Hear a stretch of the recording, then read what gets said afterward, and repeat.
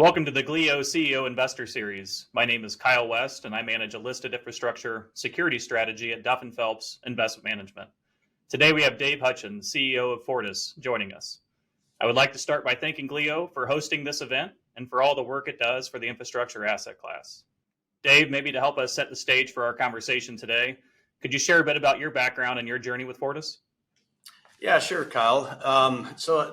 It's not all that interesting of a background because I've been in the sector for 30 years. Other than the first 5 years after college, where I spent as a nuclear submarine officer in the United States Navy, I've been working for utilities. So I started at Tucson Electric Power 30 years ago in some engineering and analyst roles and picked up additional responsibilities along the way. Took in broader pieces of the portfolio. Resource planning is a particular one of note today as we talk about all the things going on from a energy supply perspective. I was actually CEO in 2014 when Fortis bought UNS. Tucson Electric Power is a subsidiary of UNS. And then I had roles at Fortis as executive vice president over a couple of the West Coast utilities in Canada, as well as maintaining my role as CEO of UNS, and then became president and COO back in 2020. So that was an interesting time to get promoted to that right before COVID, and more interesting to be appointed the president and CEO of Fortis Inc. in late 2020 to be effective in January of 21. So I've been CEO for almost 5 years here for Fortis. Thank you, Dave. Maybe just a little company history here. Could you walk us through Fortis's evolution and value proposition, maybe highlighting a few of the key transactions that helped shape it into the diversified utility it is today, and why you feel it provides an opportunity for investors? Yeah, I think it's important to note how Fortis sort of started. Well, actually, it started where I'm sitting right here, and it's still our headquarters today in St. John's, Newfoundland, as St. John's Electric Light and Power. 140 years and 2 weeks ago, we just celebrated the 140th anniversary of that company. Created a holdco, Fortis, and then grew through acquisitions. And we started in Atlantic Canada, went to the Caribbean, and then out in Western Canada. And two big transactions of note there was picking up the Aquila assets, the electric assets in Alberta and BC from Aquila in 2004. And then another big transaction was picking up Terrason's gas distribution company in 2007 in British Columbia. So that was basically sort of the end of the Canadian acquisitions, and we started shifting to the U.S. And we had pretty rapid fire acquisitions. In 2013, we purchased Central Hudson. In 2014, it was UNS, and that's when I jumped on the Fortis train. And then in 2016 was ITC, and that's basically our last big acquisition, last acquisition of any size, to be frank. And in 2016, we kind of took that pivot and said, you know what, this might be the right time to pivot to organic growth. We definitely have scale. We're diverse enough. You can tell that by looking at the jurisdictions on a North American map.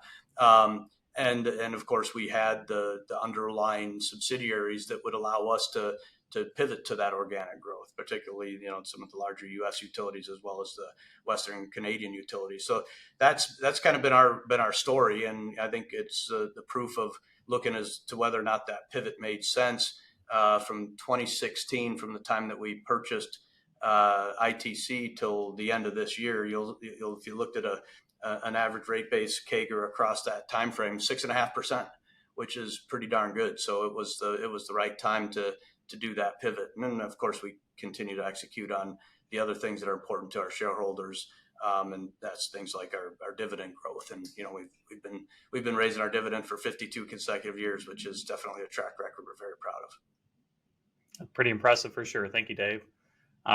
Investors love to hear about refreshed 5-year plans. So a lot of them coming out this quarter, and you're fresh off of your earnings call this morning. So would love to, just have you walk us through some of the key pillars of the updated strategy, particularly around, CapEx priorities and rate-based growth overall. Yeah, I know investors love to hear it, and we love to talk about it. it's definitely a good story. We just put out our 5-year capital plan, and we raised it $2.8 billion. So it went from 26 billion. This is all Canadian, unless I say US dollars specifically. All the dollars I'll reference are Canadian. So we went from 26 to $28.8 billion in that capital plan, which that is a $2.8 billion increase and supports a 7% rate base CAGR. Then that compares to the 6.5% rate base CAGR that we had in the prior 5-year plan. So we're very pleased with that. But I think it's even more important and exciting to see the pieces that make up that addition. So it's really in this play, and we can talk later about what the next pieces are. But as we sit here today and look at the growth opportunities in our current portfolio, a lot of them are around transmission. So ITC, our largest subsidiary, and only does transmission. They only do that one thing. They increased their capital plan by $2 billion, and that's through a variety of long-range transmission plan projects that come out of the MISO's process, as well as regular old investments that we make to ensure reliability and interconnections. Interconnections are a big part of ITC's story currently and on a going forward basis as they look to hook up large load, whether it's data centers, manufacturing, et cetera. The other story I think is on the big part of the story is on UNS. And when you look at what their increases are, it's mostly transmission and distribution. They have about $1 billion of additional capital in this 5-year plan versus the last one. $700 million of that is FERC regulated utilities, FERC regulated transmission, I should say, and the other $300 million is additional distribution infrastructure. So that's all a really good story about that. Good, strong, solid investments that we make in T&D, which is the majority of our company. On the generation side in Arizona, we actually decreased our capital plan, which is, I'm going to tell you, is a great story because we had about $900 million more in the prior capital plan related to gas generation renewables that we found a way to serve that better. So we have a coal generation facility called the Springerville Generating Station in Arizona that we are now repowering from coal to natural gas. So it's a beautiful story from an affordability perspective for our customers. It's got the transmission, it's got the water, it's got the workforce, it's got the great community benefits, and I'm going to say again, it's got a great customer benefit because of the way that we're pulling some of that additional capital out. So even net of that $900 million coming out of the capital plan, we're still up that $2.8 billion. So you got to love a capital plan that grows and has a good, strong affordability story with it as well. Absolutely. And I think maybe just kind of continuing on to dig in there a little bit further, you mentioned large load growth, large load customers, and data centers certainly in of themselves have become, one of the more prominent kind of thematic drivers, I guess, not only in infrastructure, but in the broader market, right?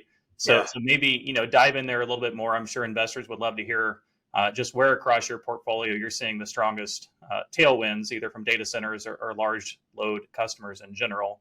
And how are you kind of positioning yourself to capture that growth?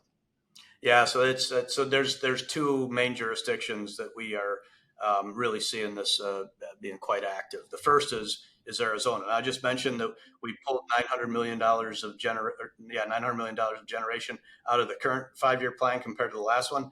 Stand by for what's coming next, because we just filed a energy supply agreement with the Arizona Corporation Commission to serve a 300 megawatt data center. And we're able to do that with the existing and planned capacity that we see over the next few years. So they'll be able to come up and basically we'll be ready to serve them as fast as they can without any additional investments within our portfolio. So that's always a good story. But they also want to add another 300 megawatts on that same site. And we're in active negotiations with them on a second site that's anywhere from 500 to 700 megawatts of additional capacity. So that's all the generation that we see on the horizon. When we look at what that means for us and the potential investment opportunities, if we get those contracts finalized, et cetera, we're looking at $1.5 to $2 billion US of additional investment opportunities in just that Arizona, in that Tucson Electric Power footprint. So we are very actively pushing for different opportunities for us to meet that load, looking at how we're going to serve it from a generation portfolio, working with those customers to ensure that we have all the right protections for our broader residential and retail customer base, and making sure that we have credit protections and that we're doing this as smartly as possible. This is what every utility is doing, but the size of that relative to our portfolio is really impressive. ITC, speaking of size, I mean ITC. So here's the secret. We talk about ITC, but their load growth is driven by the growth in DTE, CMS, and Alliant. So when you hear them talk data centers, we immediately go, okay, what do you need? We're their transmission system. We used to be their those are the assets that we basically pulled out into an independent company years ago.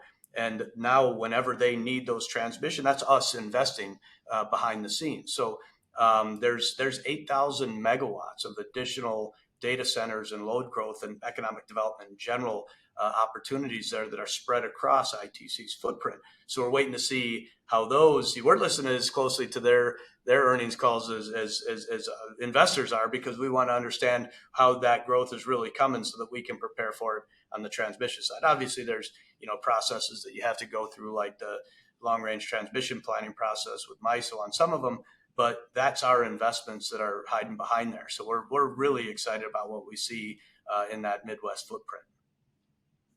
It's helpful color. Thank you, Dave. Maybe just diving into some of the capital allocation decisions you have to make. Obviously, a large, diversified U.S. and Canadian utility company have both electric and gas assets. I think you're split roughly about 1/3 Canada, 2/3 U.S. on the rate base side, just in round numbers. Correct me if I'm wrong. That's close enough. Do you see strategic advantages in being a Canadian company, with significant U.S. investments?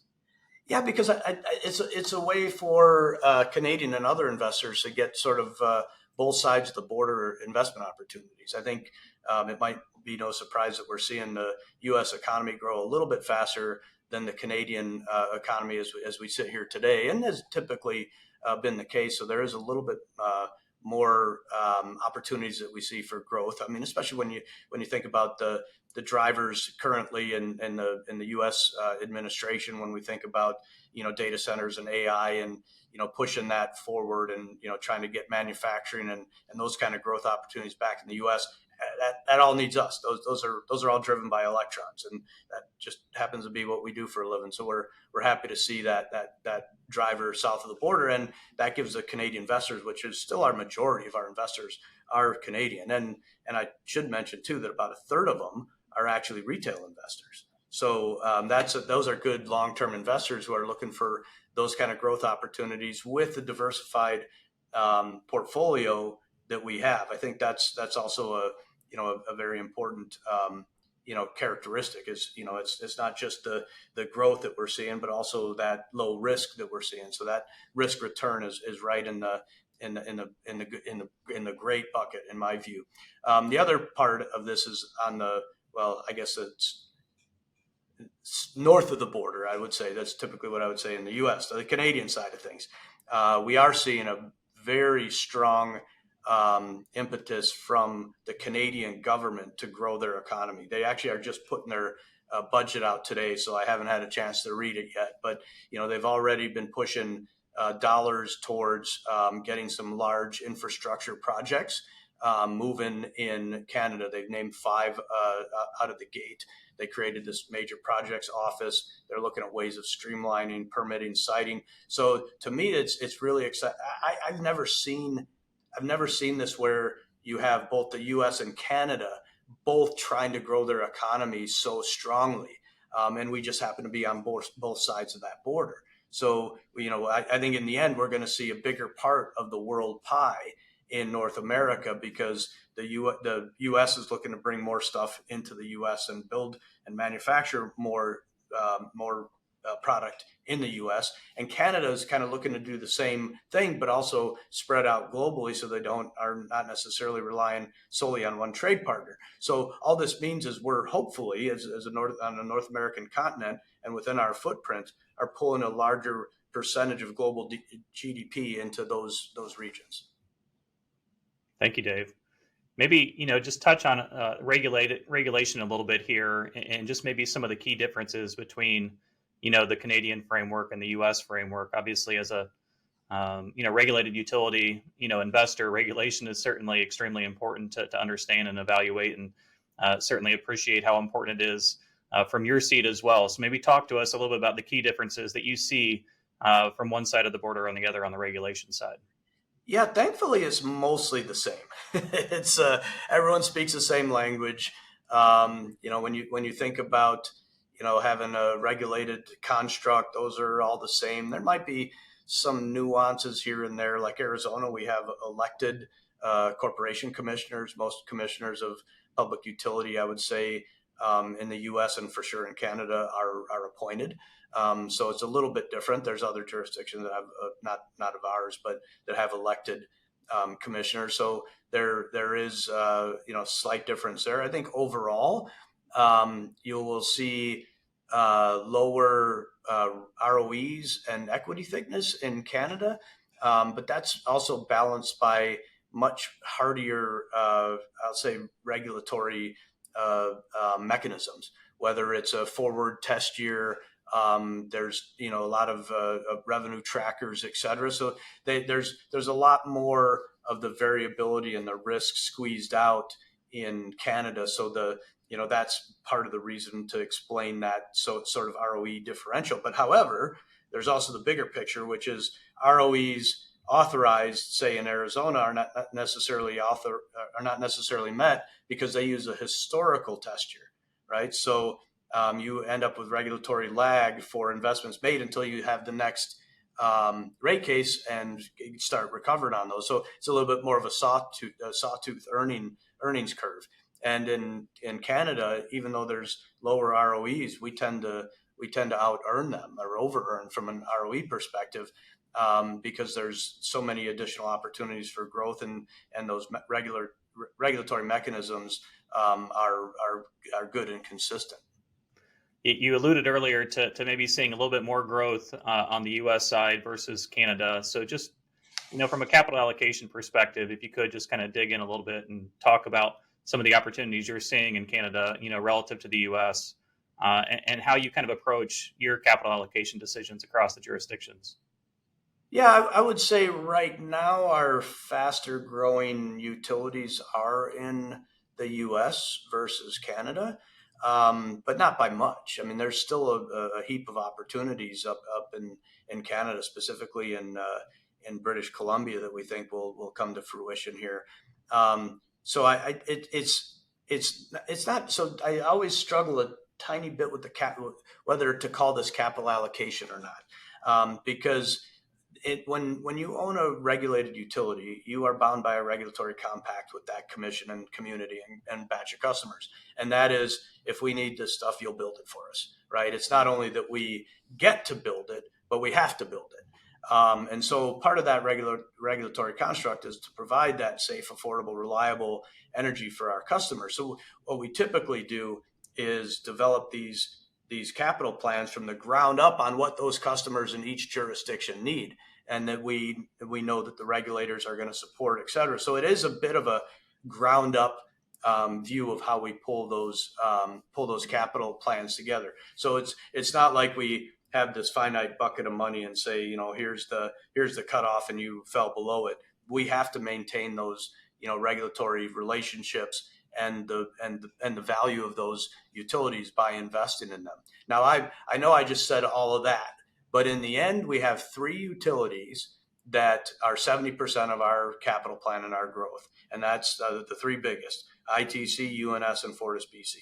They also have, as it turns out, the three highest, ROE earning potential between ROE and equity thickness, right? So if you did do capital allocation, it's really, that's great to see that it actually started at the top And where we would want to put the most growth is where we're actually seeing the most growth. And of course, when we're looking for things around the edges and additional growth opportunities, we are going to focus on jurisdictions where we know that that's one, affordable for our customers, and two, something that we can get through the regulatory processes. Thank you. We've certainly seen a lot of headlines in the news and otherwise over the past year or so from a policy and legislative standpoint. Curious, what trends or efforts you're kind of closely tracking in both Canada and the U.S. right now.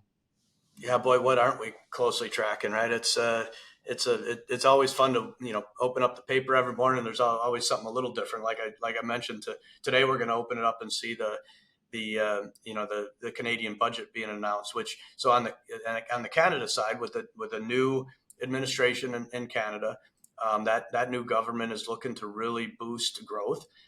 They've got this Bill C5, which is again pushing those major projects that I mentioned earlier. But it's all about, they're looking at cranking up everything from defense spending to, housing. It's going to be a big, broad economic development push in Canada. And we really are happy to see that. But it's also a large push towards, some energy infrastructure investments, which are part of those big projects that they've already announced. So we're hoping to see that trickle down to our companies, specifically in BC. We've got LNG facilities that we operate out there. There's ones that we can expand. There's a lot of good growth opportunities in BC, and we're going to be the first raising our hands, saying if you're looking to fast track some projects, here's our list, right? So we make sure that we get that in front of the government. So there's also I'll say at least a good, strong, concerted effort to figure out how to do stuff faster in Canada too, right? There's a lot of approvals, permitting, siting, First Nations consultations. All of those things take time. Is there a way to do some of these things a little bit faster and carve some of that time out so that we're not slowing down the growth opportunities as we see them? In the U.S., there's a lot of policy volatility for sure. We're watching FERC closely because it's got two new commissioners. The current administration is definitely got their priorities, and one of them is energy, which is great because that's our business. We're seeing a lot of effort to try to grow the energy sector. I think it's a Department of Energy Dominance Council or something like that, and it's the name says it's all. They're really trying to boost the energy sector in the U.S., but also a heavy emphasis on AI and data centers. So they see that as a strategic imperative, and frankly, almost a strategic defense imperative, the way that it's being couched. There's obviously a little bit of volatility and conversation around what generation they prefer.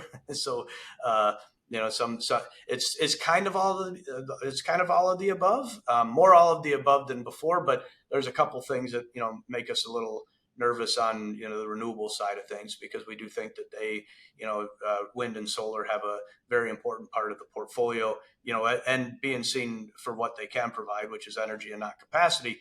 But that clean energy should still be a focus. So we're trying to figure out where that's going to land, and of course we make long-term decisions and want to see where these policies are going to be longer term before we make these big investments on a short-term basis.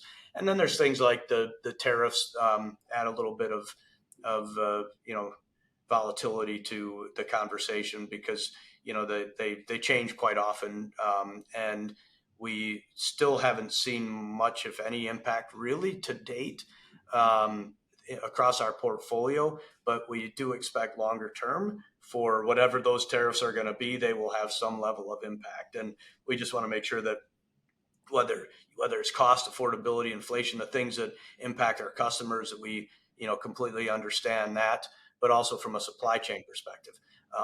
Just think the prior conversation about the call it 900 megawatts of additional generation capacity that we need in Arizona. How long is the queue to get combustion turbines to be able to start building that stuff out, right? And that's the part that we want to make sure we're paying attention to. But all in all, I really think that the tailwinds that we're seeing both on the Canadian side of the border and the U.S. side of the border, which is build, get energy going, and the headwinds, which are really more very, I'll say finely tuned on, the wind and solar push back a little bit. Overall, it's a big, a big tailwind balance. It's great color, Dave. Thank you.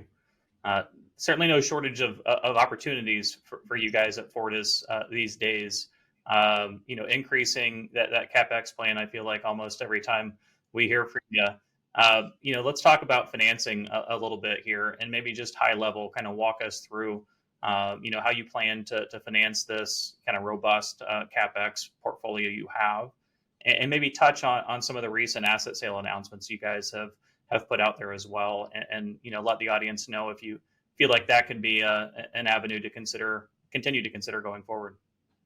Yeah, so this is where boring is good. I mean, our financing plan for this 5-year capital plan is exactly the same as it was for the prior one, and we added $2.8 billion of additional capital to the plan. So we're still going to be 59% cash from operations, 30% debt, and 11% equity, and that equity is only coming from our DRIP.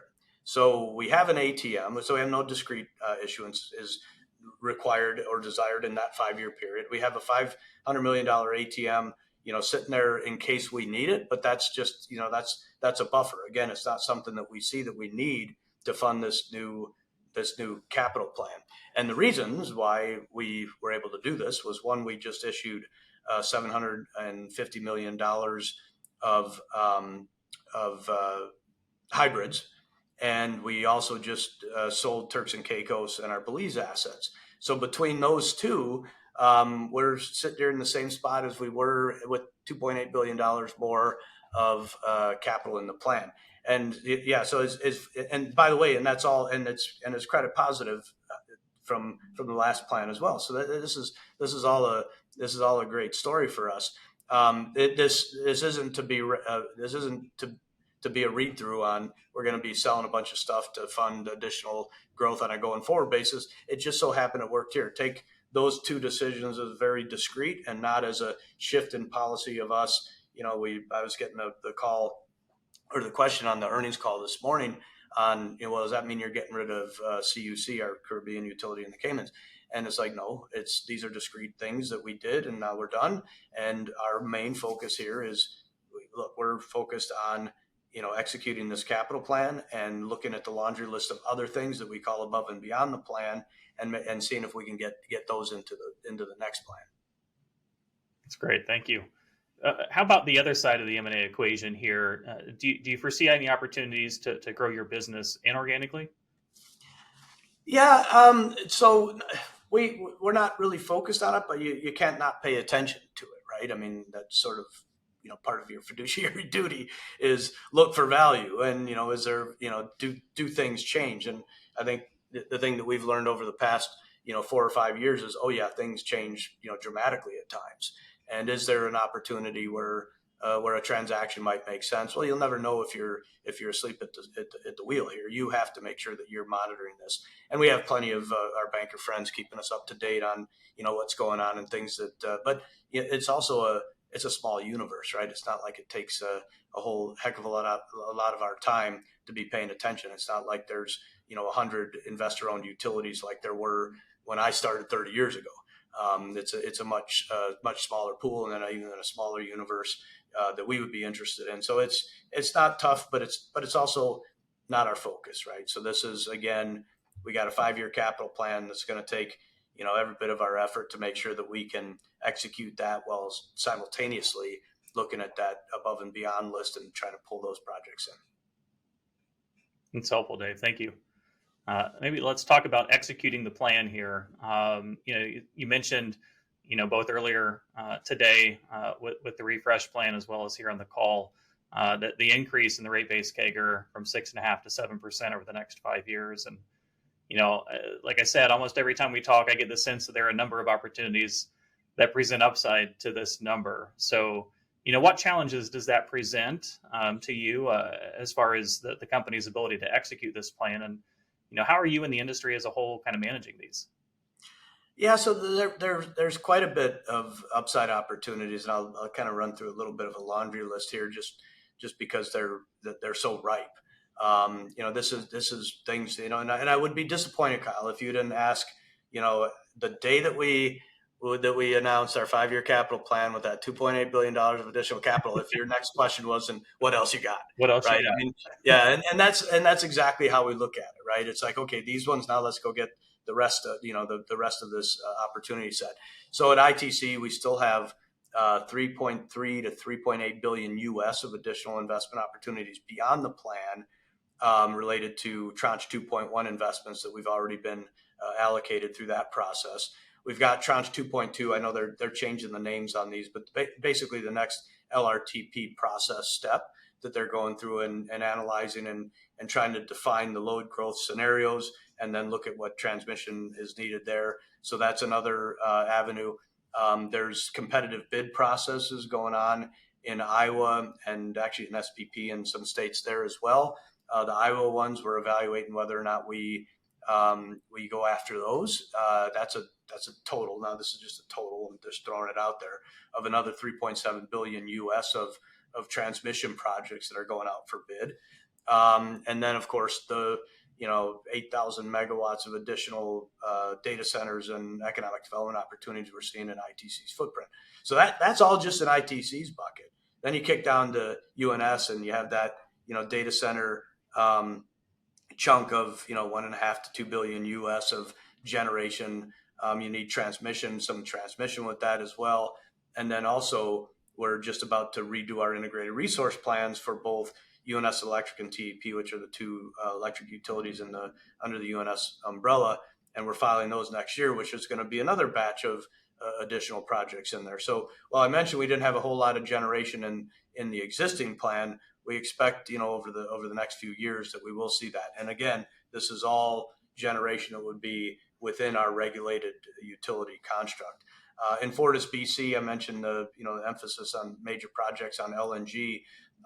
We just got the news last week that the BCUC approved our Tilbury LNG storage expansion project, which is a 3 BCF tank, and they approved the bigger tank, and we only had a smaller tank in our 5-year capital plan. So that's already, if we get the EA approval of that will already have the ability to add to this next 5-year capital plan.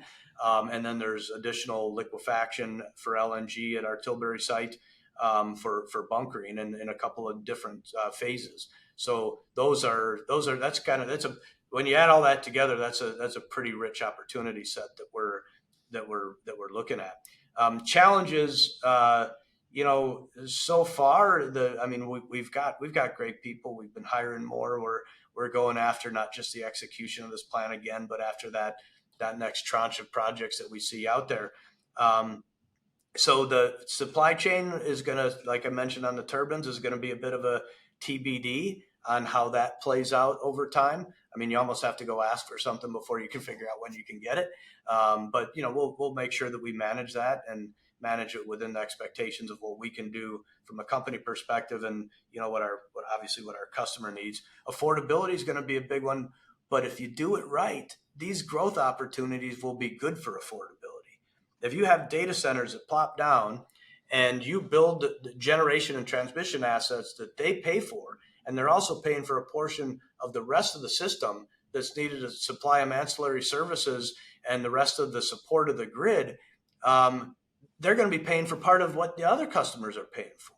So in the end, if you do that right, which we are definitely going to do right, and our commission in Arizona will make sure we do this right, as every commission will, you actually have a great affordability story along with that growth. So you don't often get that twofer where you get, wow, can we grow and reduce rates?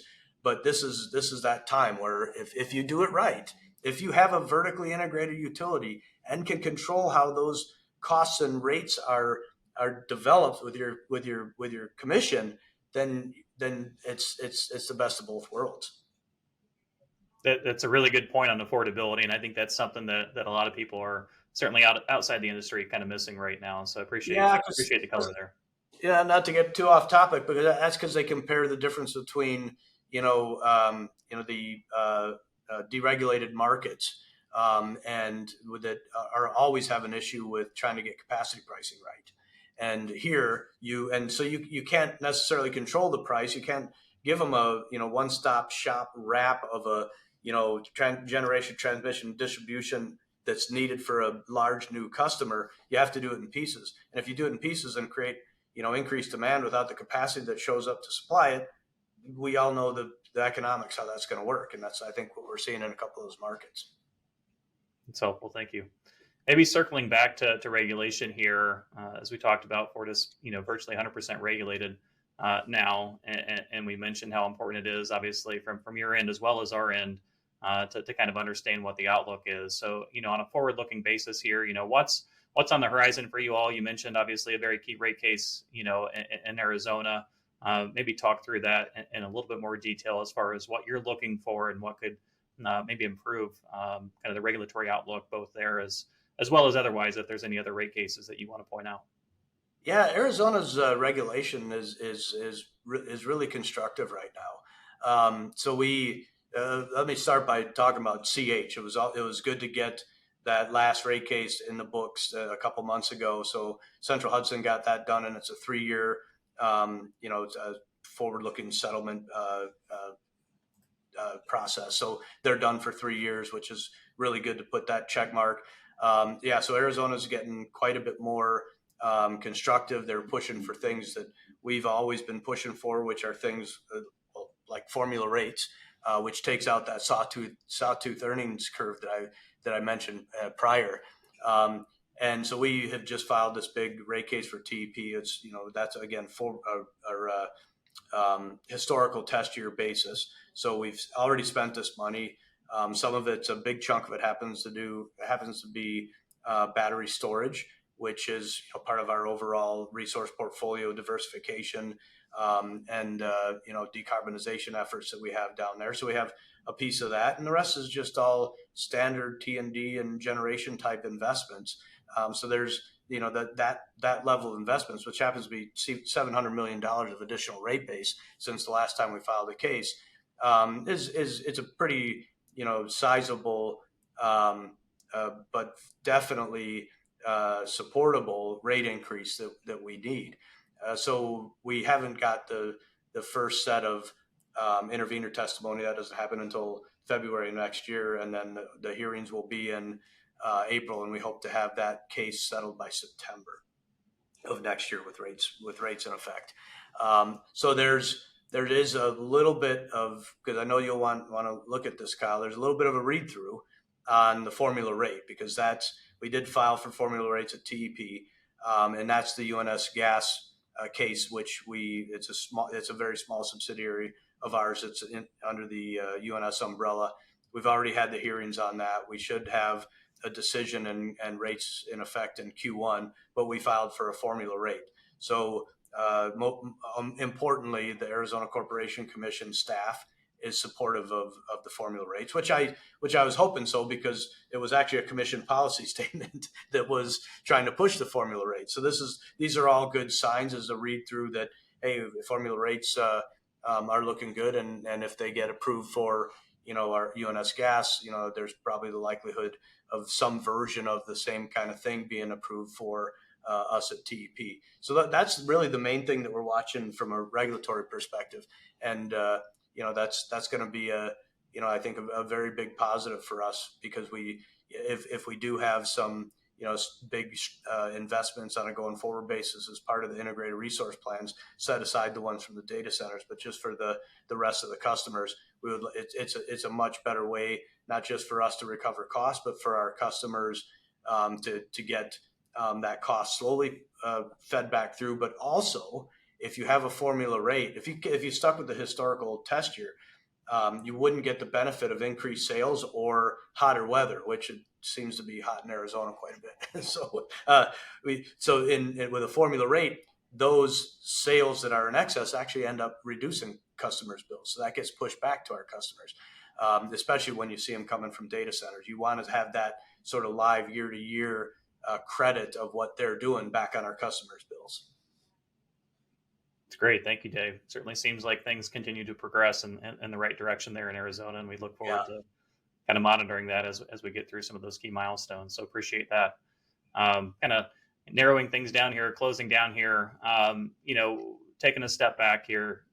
What should long-term investors, infrastructure investors, understand and about Fortis's dividend policy and overall return outlook? You talked a little bit about obviously the longevity of dividend increases at the company, which is certainly impressive. But maybe just provide some additional color and kind of key outlook here. Yeah, I mean, when you bump up, so you got the two components, right? You got EPS growth and you've got dividend growth, and looking at it from a overall total shareholder return perspective, we're keeping the one nice and steady on the dividend, and we're driving rate base growth to keep the other one, ticking along and going in an upward. Obviously as rate base goes, earnings goes. Supporting not just dividends, but also, we're getting a better payout ratio and all the rest of that good stuff. So I think from a long-term perspective, if you look at, that rate-based growth I mentioned that goes all the way back to 2016, it's what, for a long-term investor, I always, say, so you got to follow the bouncing ball. And the bouncing ball is always rate base, right? Accounting happens, so earnings change, right? So there's things that cause variability, or the historical test year in Arizona with that earnings curve that goes a little bit like that. Those things, always, chirp around and maybe a little plus or minus from earnings. But the best, overall view is to just look at what's the underlying rate base growth.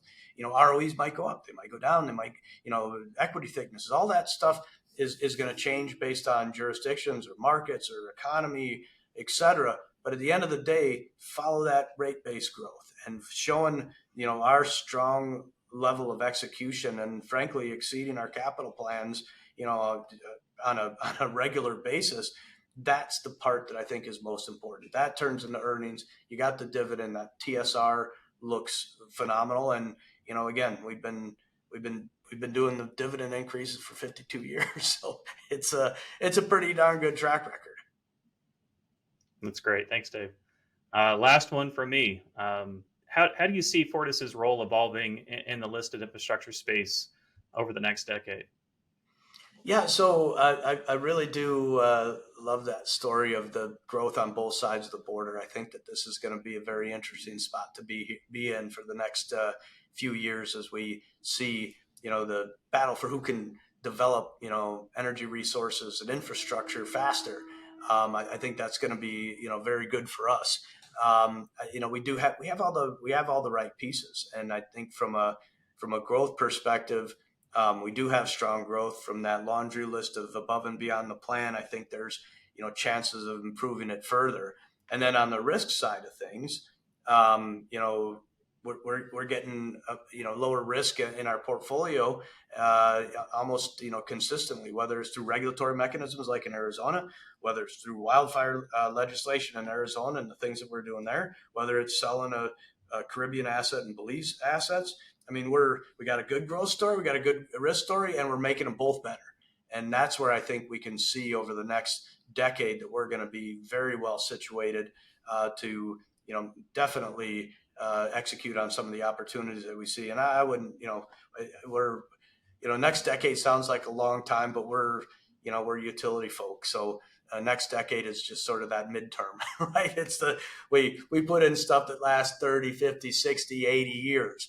And so when we look at even, longer term, we see just such a great growth and investment thesis, especially when you look at our specific risk and return. Thank you, Dave, and really appreciate all your time here on what I'm sure is a busy morning for you. I want to thank GLIO for hosting this event, and I want to thank all the listeners for tuning in to the latest round of the GLIO CEO Investor Series. So thank you all. Yeah, thanks, Kyle, and thanks to GLIO. It's always a great chance to be able to tell our story to a wide audience, and frankly, GLIO is such a great organization because they focus on that critical infrastructure that us and depend on from an investment perspective, but more importantly, this is the critical infrastructure that the economy and society as a whole in the entire world depend on. So it's great to have a good, consistent batch of folks watching that for us all. Absolutely. Well said. Thanks again, Dave. Thank you.